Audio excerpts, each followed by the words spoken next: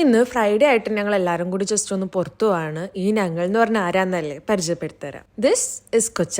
നന്നാന്റെ പപ്പാടെ അനിയനാണ് Kocha.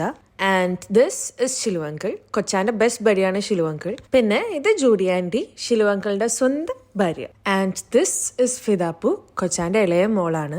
And last but not the least, this is സെലസ്, ഷിലു അങ്കിളുടെയും ജൂഡി ആന്റിന്റെയും ഒരേ ഒരു സന്തതി. അങ്ങനെ ഞങ്ങൾ എല്ലാവരും കൂടി നേരെ പോകുന്നത് ദ ഡെസേർട്ട് ഗാർഡനിലേക്കാണ്. പക്ഷെ ഞങ്ങൾക്ക് അധികം ടൈം അവിടെ സ്പെൻഡ് ചെയ്യാൻ പറ്റിയില്ല. ഫുള്ളി ക്രൗഡഡ് ആയിരുന്നു. ബിക്കോസ് സുഡാനീസിന്റെ എന്തോ പ്രോഗ്രാം നടക്കണ്ടായിരുന്നു. അങ്ങനെ ഞങ്ങൾ വണ്ടി കയറി നെക്സ്റ്റ് ലൊക്കേഷനിലേക്ക് പോയിക്കൊണ്ടിരിക്കുകയാണ്. പോകുന്ന വഴി ഒരു ചായയൊക്കെ കുടിച്ചു. അടുത്തതായിട്ട് ഞങ്ങൾ ഷഹാനിയയിലുള്ള ഒരു പാർക്കിലേക്കാണ് പോയത്. ഇത് അത്ര പോപ്പുലർ പാർക്ക് അല്ലാത്തത് കൊണ്ട് തന്നെ ഞങ്ങളുടെ ഫാമിലിയും പിന്നെ ഒരു അറബി ഫാമിലിയും മാത്രം അവിടെ ഉണ്ടായിരുന്നുള്ളൂ. നമ്മൾ അവിടെ എത്തിയത് ഓൾമോസ്റ്റ് സൺസെറ്റിന്റെ ടൈം ആയതുകൊണ്ട് തന്നെ ലൈറ്റ് പോകുന്നതിന് മുമ്പ് എല്ലാവരും ഓരോ ഫോട്ടോസ് എടുത്തു തുടങ്ങി. ഞാൻ നേരത്തെ പറഞ്ഞ പോലെ തന്നെ പാർക്ക് ഫുള്ളി എംപ്റ്റി ആയിരുന്നു. അതിന്റെ ആഹ്ലാദ പ്രകടനമാണ് നിങ്ങൾ ഇപ്പൊ കാണുന്നത്. നിങ്ങൾ അവിടെ എൻട്രി ആയപ്പോഴേക്കും അത്യാവശ്യം നല്ല തണുപ്പും നല്ല കാറ്റൊക്കെ ഉണ്ടായിരുന്നു. പിന്നെ കിഡ്സിന് എൻഗേജിങ് ആക്കാൻ വേണ്ടി അവിടെ പ്ലേ ഗ്രൗണ്ട് ഒക്കെ ഉണ്ടായിരുന്നു. ഇതിപ്പോ കണ്ടാൽ തന്നെ ഭയങ്കര സ്ട്രഗിൾ ചെയ്ത് പോണ പോലെ ഇല്ലേ, ബട്ട് ഇൻ റിയാലിറ്റി നിങ്ങൾക്ക് കാണണം ഗൈസ്.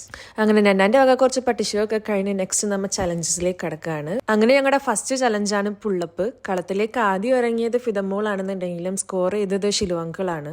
ഇതെല്ലാം കുട്ടികൾക്കുള്ള റൈഡാണെന്നുണ്ടെങ്കിലും മനസ്സ് കുട്ടികളെ പോലെയുള്ളവർക്കും ഈ റൈഡുകളിൽ കയറാം. അങ്ങനെ കുട്ടികളുടെ മനസ്സുമായിട്ട് ഓരോരുത്തരായിട്ട് അടുത്തത് കയറിയത് ഊനാലിലാണ്. അങ്ങനെ chess number 1 Shilu uncle, chess number 2 എൻ്റെ Nanna, chess number 3 is Judy aunty. കണ്ണോട് കണ്ടപ്പോൾ കണ്ടെത്തി ഞാൻ 1000 താരകൾ പൂത്തുവന്ന്, പിന്നെയും പിന്നെയും കണ്ട നേരം പുഞ്ചിരി പൂത്തുലഞ്ഞു.